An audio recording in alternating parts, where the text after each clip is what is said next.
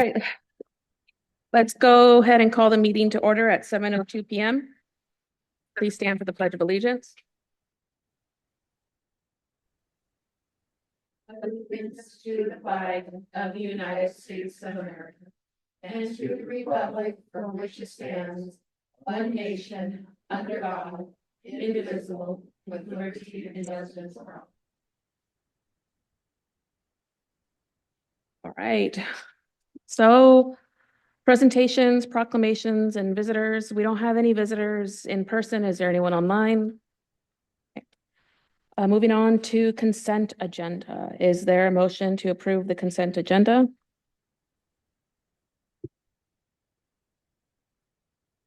I'll move to approve the consent agenda as presented. Second. All those in favor? Aye. Aye. Aye. Consent agenda is approved.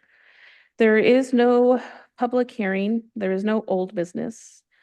New business, item 6A, Heiberger Park Playground and Exercise Equipment proposals. We will now invite staff for presentation. Good evening, Matt Etzel, Assistant Public Works Director. Before you are proposals for the Heiberger Park playground equipment. We talked about this a couple meetings ago, how we're kind of splitting this project up into the three pieces. One being the restrooms, which you guys previously approved.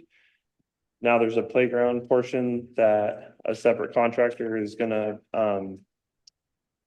supply the material and install it, and then we'll have another contract that we'll probably bring to you guys. It'll be a smaller contract that'll be for the utilities and foundation and that sort of thing for the restrooms and kind of tie everything in. So what we did is because of the price, we had gotten some preliminary numbers and we knew that we were going to have to advertise this publicly. We put it out to bid and we received 3 proposals. Staff scored those proposals, and the one that scored the highest was the park and play proposal.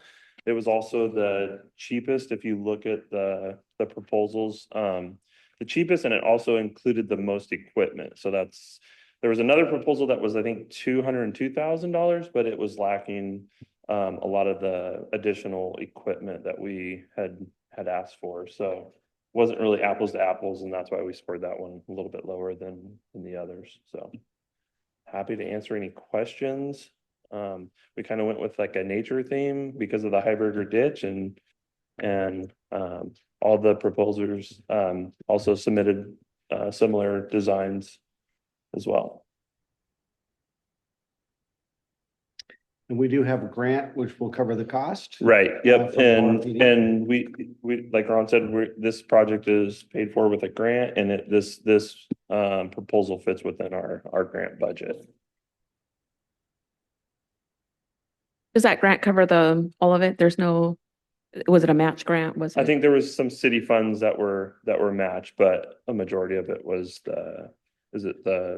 I think we offered a $93,000 match on a $483,000 grant, which is a 20-ish%, which is the grant requirement. A good portion of that money is in kind, staff labor and things like that. So I don't have any questions. Does anyone have any questions? no. I did like, we're going with, you said it was the play. Can Play is the company, and they supply Little Tykes material or Little Tykes equipment. It's this one. They're local too. Yeah, are I did like, local. that's what I was trying to say. I like that they're local. It's Turner, but it's Salem address. Yeah. Yeah, we are working with them for the musical equipment that's down at Porter Boone Park that we're putting together, and they've been super helpful with that too. There was some missing parts that were not shipped with theirs, and they went and got those parts, and they have a supply of parts, and they're more than willing to help us get it together and on time for Corn Festival, so it'll be ready to show off for Corn Festival. So. If there are any questions, is there a motion? I move to approve the park and play proposal in the amount of $210,899 from Fund 015-811 as presented by staff. Second. All those in favor? Aye. Aye. Motion passes unanimously. Moving on to city administrator report. Ron will present. Mayor, Council, good evening. I could give as lengthy a report or a shorter report as you care to receive tonight. I'm going to start with the short report, and if you have any follow-up questions, you are welcome to ask follow-up. So the only thing that I just wanted to note is if you look at both my report and the Public Works report, you'll see that our community used a record amount of water this last month, the most we've ever pumped in a month, which was a little over 21 million gallons. That is a lot of water. And so we are working at City Hall with folks that come in that are using an excess amount of water and determining what are those causes. Some of it is just, not paying attention to the amount of water or leaving hoses runs, things like that. But we're trying to work with those folks to cut down on that. We did come back and revisit the live read meter system, and we've got some pretty favorable quotes that probably fits right within our budget right now. And so we may come back at a future meeting once we formalize those, because I think having that live read information where we can speculate right now on some of those uses to help the customers, having that system, we can actually look at times of days of uses and how much was used at that particular time in kind of real time. And that's very useful information for the consumer. And I think it will certainly help with at least helping to work with those customers to lower some of the costs. What are you considering an excess amount? Well, we're getting a lot of people with, 20 to 75,000 gallons used. Whoa, it's not my lawn if you're looking like that. It's not my house. So, I mean, there are people that are utilizing lots of water, and we're trying to work with those folks as much as we can. So, future date, I just wanted to make that note. That's a lot of water. There's times where our demand is 3 times what our ability to pump is. And the important thing is understand that's not growth related because we haven't connected any new houses. So, it's just we have to work with folks so that they understand how much water you can go through. And so we're doing that. We'll work with the contractor on the Heiberger Park contracts. We'll get those back to council probably at the next council meeting. And then they can go ahead and proceed with ordering the equipment and get going. That'll get done. That'll probably be completed sometime towards the end of the year. So it'll be ready to go for the first part. And that's honestly going to be just a great addition for the west side of the community, which there's really not a lot, or the east side of the community. There's really not a lot of amenities over there. So that'll be good. And then Ron, yes, I had a question on the water. yeah. Sorry, I didn't get it in time. Hey, so will customers be required to pay for this new meter? Will this new meter system, live meter, whatever you called it, is that going to raise the water rates? No, we're going to propose to pay for that out of our water improvement fund, which is what we set a little bit of money aside each year into the improvement fund for projects like new wells, this type of a meter project. So if the estimates come in where we think they're going to come in, we should be able to pay with it with existing funds with no additional cost to ratepayers. Thank you. Yeah. That's what I was looking for. Yeah.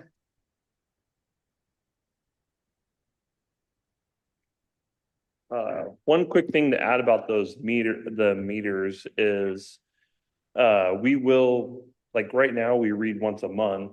And so we don't see if someone has a leaky toilet until maybe 30 days into their billing cycle. With the live read system that Ron's talking about, we can catch that on day 2 or day 3 and eliminate that usage and hopefully help some customers with some higher bills. There may be a few people that have higher bills because they had an old meter and it wasn't registering correctly.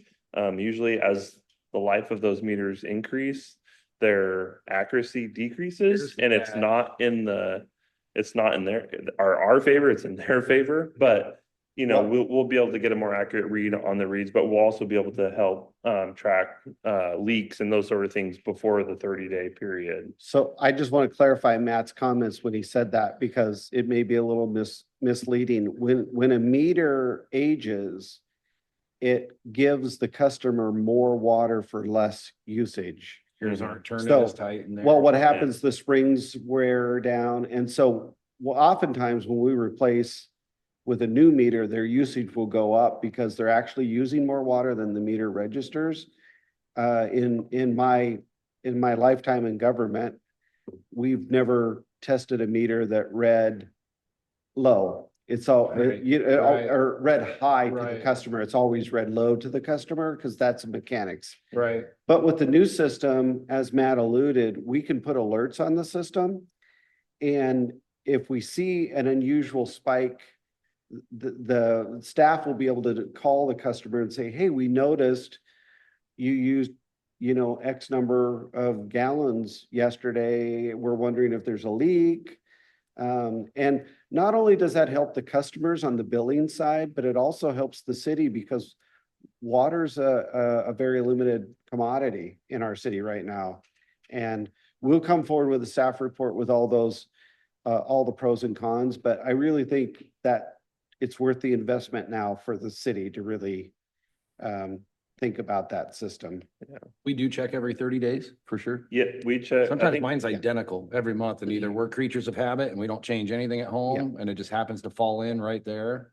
Yeah, we have a unit that goes in the truck and we'll drive the town and it's scheduled for the year, but I think the average is like 25 to like 28 days or something like that in between reading cycles. And it's usually, Tasha's pretty good about it. She never changes those dates more than a day or two. And so they're all kind of the same. And we audit the meter readings every month and we check for high usage, but that could have happened day 1 of the billing cycle. And so then by the time we get out to communicate that with the customer, Save some damage to a house too. Yeah. Somebody's out of town, they got a water leak going. Right. You don't know. So. Yeah, usually a lot of the leaks that we find are sprinkler systems or toilets. Those are always the 2 most common ones. And people will be surprised. You'd be surprised the toilet could go through over 100,000 gallons of water if it's overflowing and the customer may not even be aware of that. So those are the first 2 things that we look at, but certainly we want to make sure that water isn't being wasted. It's expensive for the customer and it's expensive for the city. So anyway, so now I'll go ahead and move on to the Corn Festival. How can we not talk about the Corn Festival? Because this is Corn Festival week. And grab your family and friends and see if they want to come help out for a few hours on either Friday or Saturday. We plan to have a good event. I know it's going to be a little bit cooler than we typically see at the Corn Festival, which may be great. So far, I think it's in the mid-70s. Yeah, 75 to 77 was what I saw last with 40% chance amazing. of rain. Hopefully no rain. Hopefully A little rain in the morning so far. If that doesn't change, that'll be great, and it won't bother the festival. Parade. Yeah.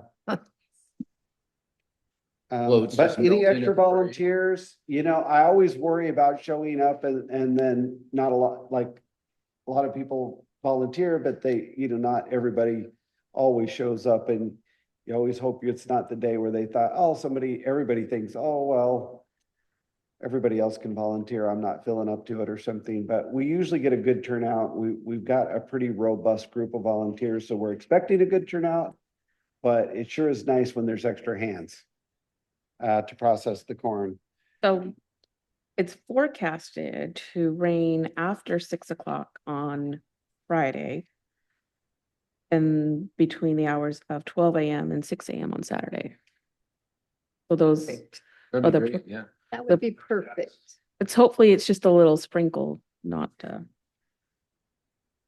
Grass needs it. Ron, what are the times we need to be there? Like, what are the times again? Doug, you have to be there all day. Well, Friday, I wasn't talking to you. Friday is the street dance, and you're not obligated to show up to that, but if you want to come have a good time, that's great. Saturday, you're gonna first go to the parade route. Council and mayor will judge floats. I think you start around 9:30-ish. Yep. Or so Yeah. doing judging, isn't it? I thought judging is at 9:30. Maybe it is. I thought Okay. it was a little bit later than that, but Yeah. somewhere. in We have the to be right done now. by- You guys we have to will- be done you by guys 10. will start judging around 9:30 or 10.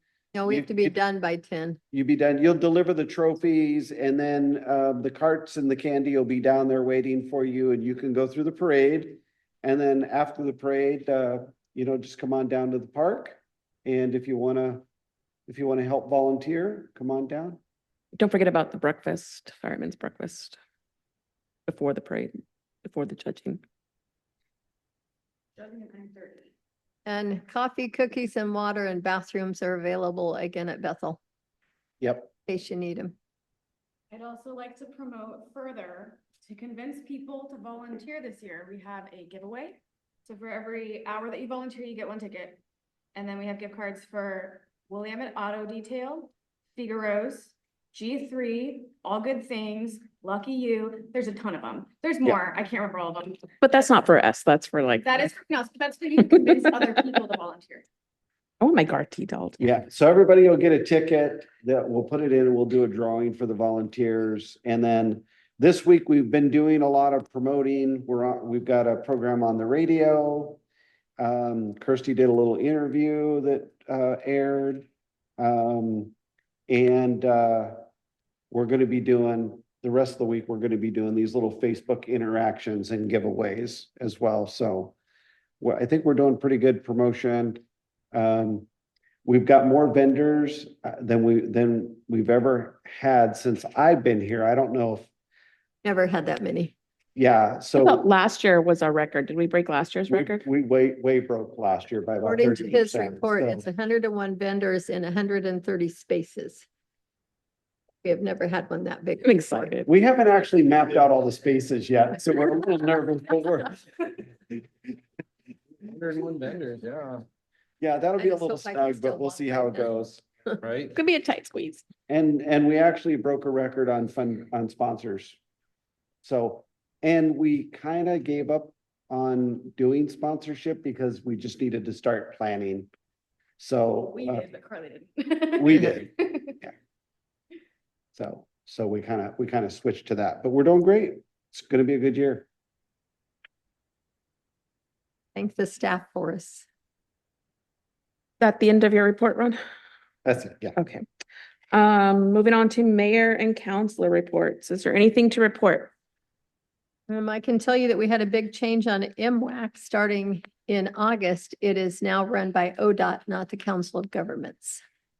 And they had their first meeting Thursday, but I was out of town, so. I had it. Is that good?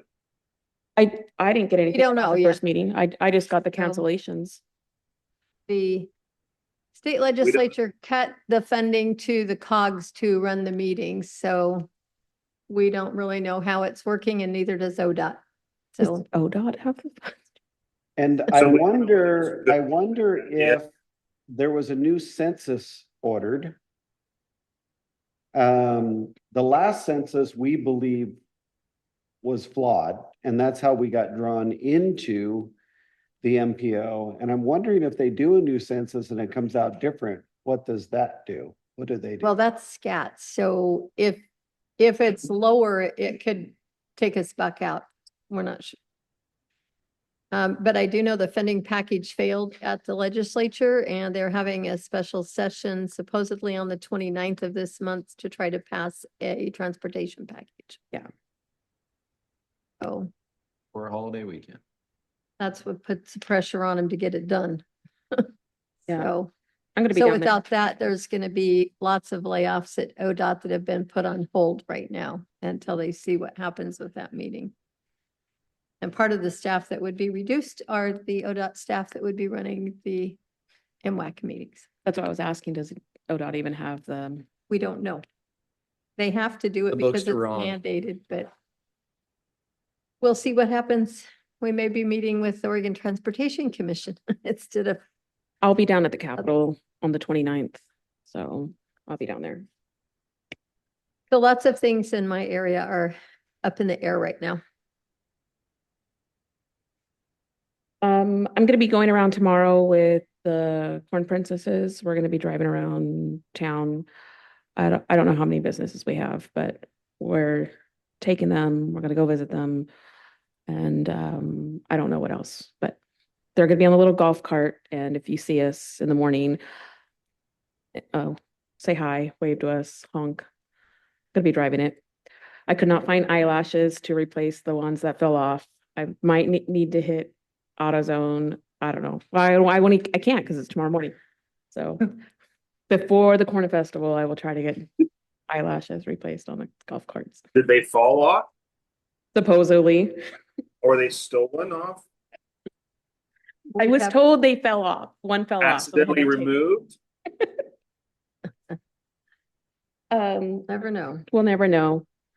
That's the only thing that I have to report, other than I cleared my schedule this week to be available. So I try to stay out of city halls, like to not disrupt you guys, but I'll be around if you need me. So. Anybody else? Okay, moving on to good of the order. Is there anything for good of the order? No. There are no correspondence and there is no executive session, so we can go ahead and adjourn the meeting at 7:24 p.m. Thanks, everybody.